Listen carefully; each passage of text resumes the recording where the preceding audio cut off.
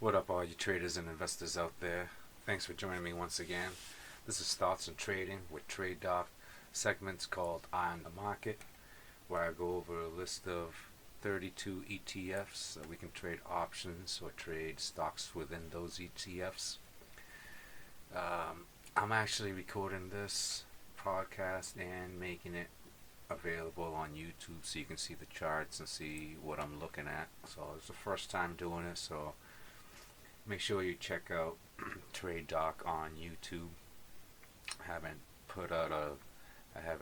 uploaded a video in a while on that channel, but if I can do this every week, help me out, help anybody else out, would be great. Today is Sunday, April 19th. It's about 12:30 in the afternoon. Nice day outside. So after I do this, I was actually gonna start doing some work, but I figured, hey, let me get this done, and then I'll do some work I gotta do outside, some concrete I had to pour. Like, I've been wanting to do it for years, but today is gonna be the day. Now, what happened in the markets this week? I haven't really been that active, especially with ETFs. I have been trading mostly just earnings. So last week we had earnings in Citibank or Citigroup. That's the only earnings trade that I made. But we can go over that. Let's take a look at Citi. Let's see. You kind of see what I was doing. I haven't closed out the trades yet, but I closed them out like on Thursday. I'm still going into next week with just a put that was for free, so I'm just holding that, looking for either two. Since I have it for the rest of the week, I'm just looking for either two outcomes. Either it'll break down on Monday, or it'll come back up and retest this channel where it's been trading in for a while. So that's what's up with Citigroup. One that I do have is ALY. So I'm just looking for like a consolidation trade for coming into earnings. They're having earnings. I think it is Monday before the open, so we should see the action then. Of course, everybody decides to text me now. So we'll see. I have a couple of trades put on for them, mostly neutral. I'm just looking for a consolidation and maybe even just a breakdown in ALLY. So without further ado, let's get into it. This is the broad 32 ETFs. I'll look at some stocks at the same time, depending on the sector. But first up, we have oil, USO. And USO is trading at 421. Looks like it's retesting its bottom, which was $4.03. That was done. That was made in 30th,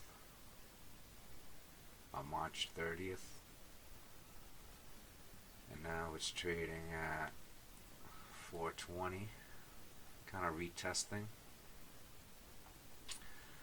I could probably see this kind of jog around here and move up. And looking at the crude oil futures trading at 25.14, it's really not showing. USO is not reflecting the price of the crude, so that's a little concerning. They should have reflected the price of crude on Friday, so USO probably should have been a little bit higher on Friday, seeing that crude moved up on Thursday after hours. So that's a little questionable.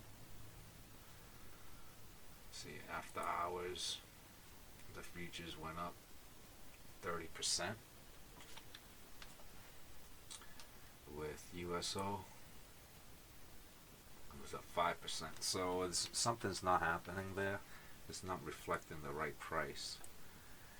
Uh, so yeah, that's probably why I haven't been trading oil at all for a while, especially at these low prices. I'd rather see a pop than a drop, and they're going to be defending the prices, what I think. Next we have XOP. XOP is trading at 36, 42.36. Volatility is a little bit on the high side. It looks like it's kind of trying to recover a little bit.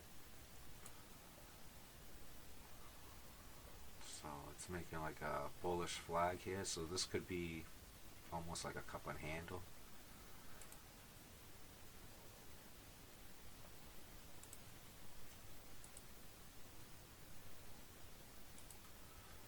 Like a saucer trade there. So these levels 43, 40, 43, let's just call it 43, 43. Probably see some more upside there. As far as some companies in there, Whiting Petroleum, they kind of look like they're bottoming out. So, and they have earnings early next week. So I'd like to see what's happening there. Apache was up 13%. I have this gauged by the percent. WXP was up 17%. So these are very big gains on a small consolidation. So reflecting in XOP, WXP is kind of moving it.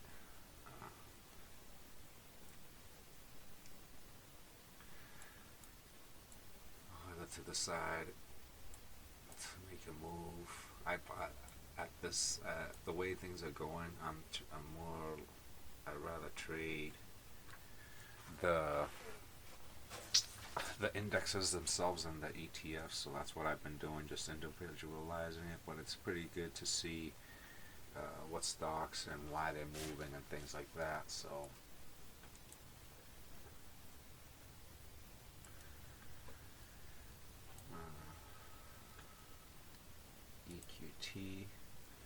EQT is pretty strong. You know, I can probably see a drop there. Earnings is coming up on Wednesday, so I'd be watching out for that one.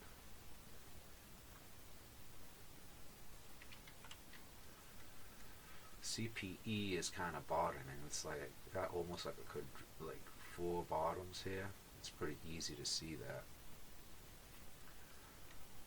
And they have earnings in next week, so I wouldn't be surprised to see a big jump here, especially trading at 43 cents. I like the CPT in the XOP sector, so the chart looks bullish. I'm not bullish. Looks like we can have a leg going up like that. Seen that a lot happens, and then it comes down, goes to the top here. So that's what kind of like what I'm expecting. Expecting a move to go up to like 52 on the ETF, but what stocks are gonna move that? You know, the strong ones like WXP, EOG, they kind of DVN, so they're kind of pushing the stock up. Apache APA is looking like it's ready to move up as well. So I can see that happening like that. Come back to retest, so then another one. That's kind of like a couple projections that I have of it. CXO could happen, but I'd rather buy the ones that haven't moved it. Like WLL. This could definitely top out right here, or something like that. So I'm just drawing out to see if my projections work out. But with XOP, I can see some consolidation or even a move up to 52. It's just been, the sector's been battered. Next, we have OIH. OIH had a reverse split, it looks like, on Wednesday, making it trade back up to $90. It was up 8% on Friday.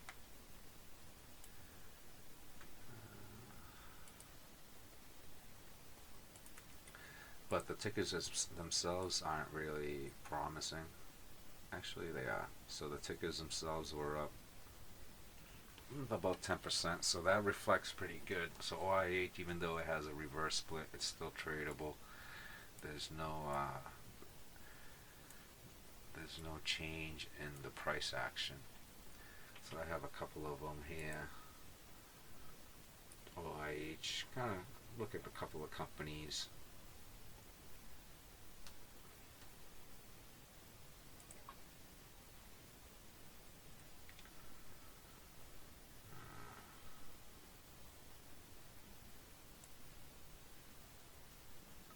Strongest one being APY, which is up 23%. OII was up almost 20%. So this structure is pretty good. It could be it can continue up to this kind of consolidate in there before the big drop of retest the $2 mark again. Silica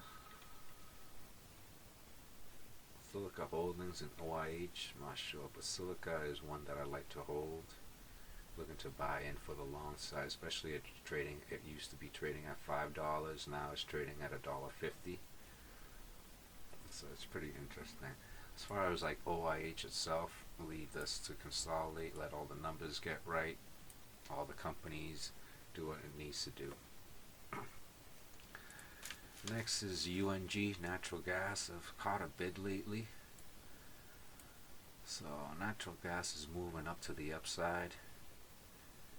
It's got momentums across. Natural gas itself trading at $1.76. This is the commodity itself, so U-gas and D-gas would be good ways to trade this. I haven't traded natural gas just because it's manipulated, but here I'd like to be a little bit longer than shorter at this point, but no trade going into that. Next is XLE, trading at $33.95, was up 10%, over 10.5% on Friday, so pretty good moves happening in the energy sector. XLE has been beat up for a while. It used to be trading at the 50s, and it went all the way down to $22, $23. $23.88 is when it double bottom here. So you can see where the double bottom happened in late March, started in the middle of March. First bounce, second bounce was on March 23rd, and now it's moving up. Companies in there will be KMI, which was up 6%. PDX was up 7%. SLB up 8.5%. So Schlumberger is a good one. So definitely a lot of opportunities in the market. CVX, the Chevron, kind of made a quick reversal from the 52s to the 83s. I mean, these are strong moves. ExxonMobil went from 30s to 45s. It's not that big of a move, but still. PSX has earnings coming up, not this week, but the week afterwards. But recovering in the energy sector, the demand is just, I don't see it being there until things get cleared out. COP, maybe like that, and that's being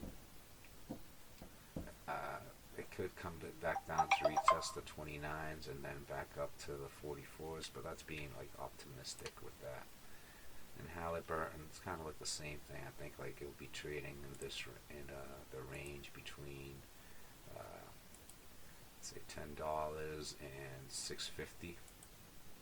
So that's the area that I'm looking at right now. Halliburton was up 13.5% on Friday, trading at 759. Implied volatility is pretty low, but the relevant strength is pretty high. So XLE consolidation to bullish momentum. Next is XLU. That's the utility sector. XLU is also had its recovery. PG&E is one of the companies that have been moving that from the recovery, from the drop that happened on March 24th to the highs. That was 43%. So pretty much, I don't know if people took profits there. I've been trading XLU for a while. Haven't done it lately, but this is a great consolidation trading here. Right now, I'd be looking for more. Things are bullish across the board. Volatility is starting to drop. So yeah, just picking individual companies. We got CPG, EAP, DUK, EXC, and EE. Looks like it's been curling, ready to move. EIX, all of them. SO, Southern Company. You know, looks like they're trying to retest them, trying to make a break for the highs. PPL, Dominion Energy, all of them are pretty strong, pretty bullish. Looks like a good recovery for XLU. Next is XLI, the industrial sector. So XLI trading at 61.10, was up almost 5% on Friday. Volatility is kind of low.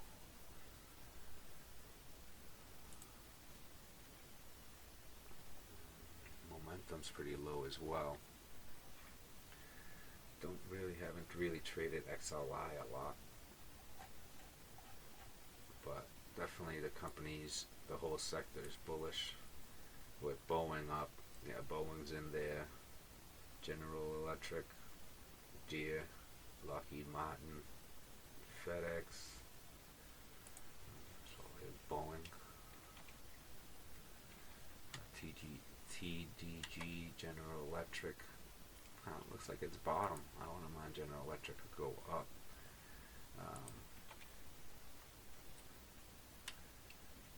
We got Deere, also consolidation. It's tough.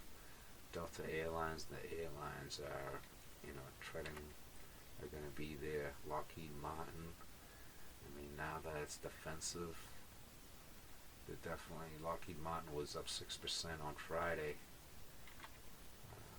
FedEx was up 5%. So has the bottom been in and everything's going to be covered? It's hard to say right now.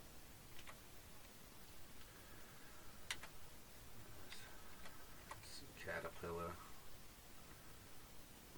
They just had a nice pullback. So Caterpillar, the pullback it just did in Caterpillar, wouldn't mind going, and I do options on all of them. So consolidation trades between $1.30 to $1.10. Next we have XLB. That's the material sector. Looks like it's ready to do. It hasn't come back to the price of $46 where I'd like to see it come back to. But Freeport McMoran is in there, and LMN. I'm kind of interested in this sector, the material sector. I've said it before, but material sector was trading very well prior to all this mess that happened. It used to be trading at $60, went down to like $36. But materials are always going to be needed, so looking could go long at some point, just not yet. Next is XME, the mining sector. The mining sector was up 2% on Friday, trading at 17,695. As far as like going with individual stocks in the mining sector, there's definitely like CALU. I sold all of mine at 75 on Friday, just because I know there's going to be a pullback. So the aluminum sector I'm really bullish on. Not really steel. There's a couple of companies that I've traded that are on the aluminum sector that are not listed in here, but Alcoa up 9%, and here's Freeport McMoran up 10% on Friday. And I'm looking to place a trade, especially because they have earnings coming up on Wednesday. So on Freeport McMoran, I'd like to see it go up, but more it's just going to be a consolidation. It could go either way. And the structure here, usually like I drew it out. I already have it drawn out, but usually it kind of pumps up and then gets pulled back down. If it breaks through the ascending wedge, then yeah, definitely we see some more down move. But if not, then yeah, the markets have recovered and it's just going to be bullish from here. Next is the MJ sector, trading at 1150, up 3.5% on Friday. One of my favorite companies there is CARA. CARA is trading at 14.66. I haven't bought any shares for a while. I can't even tell you the last time that I sold them was, but the prices were definitely higher than that. It was in the 20s, 25s. So yeah, on that pump, that's kind of where I sold into the stock price. But in the MJ sector, I'm not even going to look at until there's some news coming out. Next is XVI, up 5.5% on Friday, trading at 91.55. I used to trade this when it was around $95 is the ones that I used to trade around the $95 mark. And that's CAGE looks like it hasn't participated in this rally. So, but it was up 9.5% on Friday. So CAGE is probably like a lagger that's good to pick up. NVTA up 6%. Bluebird Bio is up 6%. Looks like a nice double bottom here. SRPT was up 5%. ACAD is up 5%. That's a good recovery from 30 to almost 50. MRTX was up 4%. Nice double bottom trade there. IMMU, big spike. Looks like it went up 100% last week from 880 to 2625. That'll keep the sector rocking, you know. But GHDX is definitely hitting a low. It's something I'd be interested in. That's kind of like what I like to do. You see the sectors going up, except for these companies are not participating in it. So why, if there's a reason why not, maybe they've just been overlooked. That's where I like to buy it. But I'd like to see the reason why if I really wanted to get into the biotech. But setting a long-term portfolio,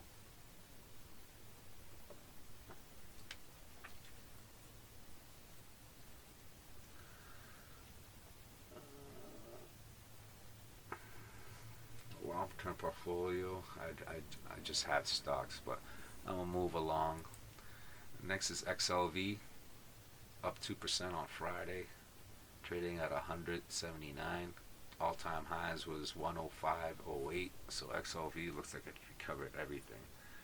Mostly led by Johnson & Johnson, Merck, and Pfizer, and they just wrecking, going right through all the price points.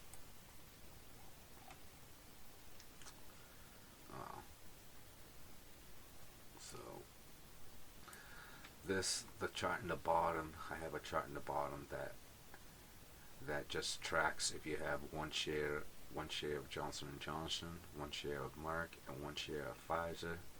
Right now it would be worth $271.50. Back in back in March 23rd, it was worth $205. So that's a good return there. But definitely just some pullbacks happening is what I'm seeing. Could happen early.